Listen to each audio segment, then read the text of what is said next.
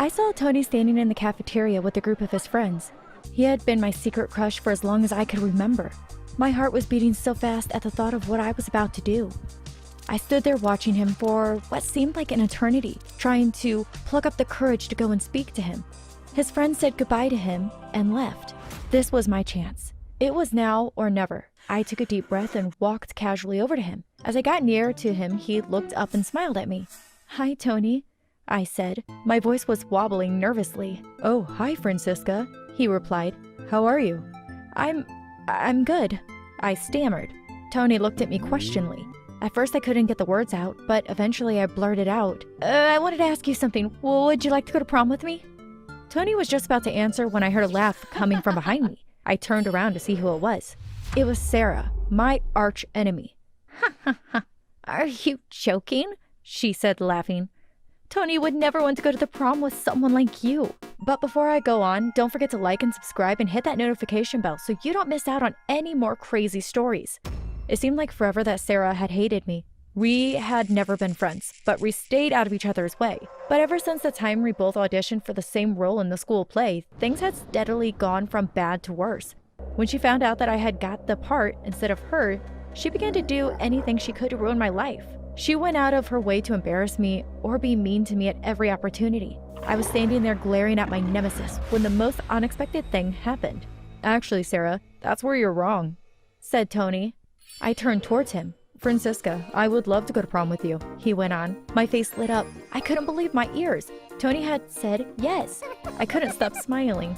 I was literally grinning from ear to ear. I turned to look back at Sarah, but she was walking away. I could hear her muttering something under her breath. "You're gonna regret this." I just ignored her. I wasn't going to let her ruin the moment. I had dreamt about it so many times. I said goodbye to Tony and went to find my best friend Liz. "Tony said yes," I told her excitedly. "Oh, that's great," she said.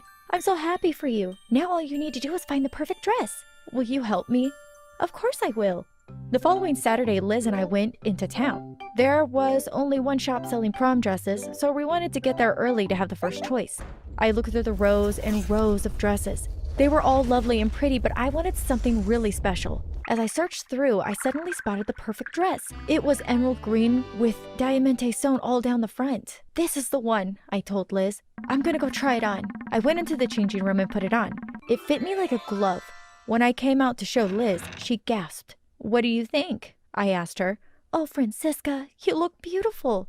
The assistant took the dress from me whilst I changed back into my own clothes. I went over to the desk. "I'll take it," I told her. "Oh, I'm sorry, that dress has just been sold." "What? How can it be? I just this minute tried it on. Who bought it?" "That girl over there," she said, pointing to the other side of the shop. I looked to where she was pointing. I couldn't believe it. It was Sarah. She had obviously followed me and waited to see which dress I wanted, so she could steal it from under my nose. She looked so smug. I felt like crying, but Liz came to my rescue. "Come on, Francisca. Don't let her see that you're bothered, or she will glow even more. We will find you another dress." I tried on lots more dresses and eventually settled on a pale pink dress with lots of lace. It wasn't as perfect as the other dress, but I still felt pretty in it. The day of the prom finally arrived. In the afternoon, my mom had taken me to the salon to get my hair and makeup done. I was sitting nervously in the lounge when I heard a car pull up. I looked out of the window and saw a limousine parked in front of my house. I put my mask on and walked outside. Oh, I also forgot to mention, it wasn't just an ordinary prom. It was more of a masquerade party, and everyone had to put on a mask as part of the fun. Tony was waiting beside the car door. He looked so handsome. Well, at least the bits I could see of him did. His mask was hiding most of his features. That was the thing about a masquerade prom. You could never really see someone properly. Tony pinned the corsage he had brought for me onto my dress. We climbed into the limousine and set off for the prom. I had never felt happier in my life. I was going to my prom with the boy of my dreams. When we arrived at prom, I looked around the room to see where Sarah was. I was sure she was trying to ruin my night, so I wanted to keep an eye on her, but I couldn't see her anywhere. Don't tell me she hasn't even bothered to come, I thought, but apparently that was the case. She had obviously no intention of wearing the dress she had bought. She had just done it to spite me. I decided I wasn't going to give her another thought. I turned to Tony. "Shall we get a drink?" I asked him. "Oh, I've already got one, thanks," he said. I felt a bit disappointed that he hadn't got a drink for me too, but I didn't let him see. I went and grabbed a lemonade, but when I got back, Tony was talking to a girl in a red dress. When I walked over to them, the girl left. "Who was that?" I asked Tony. "Oh, no one," he replied. "But look how pretty her dress is. Why didn't you get a dress like that? It's much nicer than the one you're wearing." I couldn't understand why Tony was being such a jerk. He would never normally be mean to me. I wondered if I had completely got him wrong. The final straw came when I came back from the toilet and saw him dancing with the girl in the red dress. I wasn't going to stick around to watch him flirting with another girl. I made up an excuse to Liz that I wasn't feeling well and went straight home. The next day at school, I looked for Tony. I wondered if he would apologize for his behavior the night before, but he was nowhere to be seen. He didn't come to school that day or the rest of the week. I didn't really care at first, but then I began to think it was a bit strange. He never normally missed any school. I decided that I would go to his house to see if he was okay. I knew that I shouldn't really bother about him after the way he had treated me at prom, but I couldn't help it. I still cared about him. After school, I went straight to Tony's house. When I got there, his mom opened the door. "Oh, hello, Francisca," she said, smiling. "What can I do for you?" "I've just come to see if Tony is okay because he hasn't been at school all week." Tony's mom looked at me worriedly. "What do you mean he hasn't been in school?" she asked. "She told me that he was staying at her house for a few days ever since the prom, but she assured me he was still going to school." "Who did? Sarah?" I told Tony's parents that it couldn't possibly be true. Tony didn't like Sarah at all. I knew that there was no way he would possibly spend a week at her house. "There's something not quite right here," said Tony's dad. "I think we'd better go and find him." "I'll take you to Sarah's house," I told them. We got into Tony's parents' car and drove straight to Sarah's house. I knocked on the door loudly. Sarah opened the door, but when she saw it was me standing there, she tried to slam the door shut. I stuck my foot into the doorway so she couldn't close the door. "What do you want?" she spat out. "Where's Tony? What have you done with him?" "What are you talking about?" "I haven't done anything." We pushed past Sarah and went into the lounge. Tony was sitting on the couch watching a movie. "Are you okay?" I asked him. "What has she done to you?" Tony looked up. "I'm fine," he said. "Mom?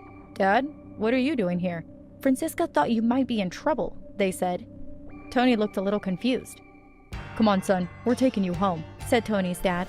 In the car on the way home, Tony was very quiet. He didn't say a word. He just sat staring out of the car window. It was like he was in some kind of trance. They dropped me home. As I got out of the car, I said goodbye to Tony, but he didn't answer me. The next day, I couldn't stop thinking about what had happened the night before. Tony had acted so strangely, I decided I would go to his house to see if he was okay. When I got there, Tony opened the door. He invited me into the kitchen and made me a drink. He was acting as if nothing had ever happened. He was kind and considerate. He was back to his usual self.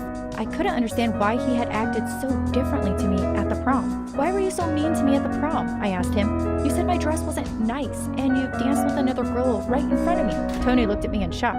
"I didn't go to the prom. I thought it had been canceled." "Why would you think that?" "Actually, I can't remember. My memory from around that time is a little fuzzy. I think Sarah might have something to do with it." I told Tony that I thought we should go and confront Sarah. He agreed with me, so we went straight to her house. When we got there, I didn't bother knocking. I just opened the door and went straight into her house. Sarah was sitting on the couch talking to a boy. The boy looked familiar. I couldn't place him, but I felt sure that I had seen him somewhere before. "That guy looks just like you, Tony," I whispered to Tony. "What's going on? Could this be the guy I went to prom with?" I thought suddenly. "Come on, Sarah," I said. "The game is up. We know you had something to do with this. We want to know what has been going on." At first, Sarah denied knowing anything, but we kept on pressuring her until finally she said, "Fine, okay. I admit it. It was me. I hired Mark to impersonate Tony and take you to the prom." "But how did you get Tony out of the way?" I asked. "I told him that the prom was canceled and I was having a party for everyone at my house instead." "But surely he was suspicious when he was the only one here," I said. "Oh, it was easy to deal with that. I slipped a sedative into his drink when he wasn't looking. As long as I kept him sedated, he wasn't worried at all about spending a few days at my house." "So that explains why he was so quiet on the night that we had found him," I thought. I looked at her in disbelief. "You're crazy!" I screamed. "Who would do something like that? Why do you want to ruin my life?" "Because Tony should be with me, not you," she cried. But then Mark, the lookalike, turned to Sarah and said, "Wait, what? I thought you liked me. I only agreed to help you because I thought you would date me if I did." Sarah looked at Mark, blushing. "I didn't know you liked me," she said shyly. "I've had a crush on you since the first moment I set eyes on you," said Mark. I turned to Sarah. "This feud has gone on for too long. I don't want to fight with you anymore. Can we just be friends?" Sarah was blushing a lot now, and she looked from Mark to me, then back to Mark. "Fine," she mumbled. We agreed to reconcile. Things had turned out perfectly in the end. Sarah started dating Mark, and it wasn't long before they became serious. I might have missed out on my dream prom with Tony, but I ended up with something even better. Tony asked me to be his girlfriend. The four of us even went out on double dates together.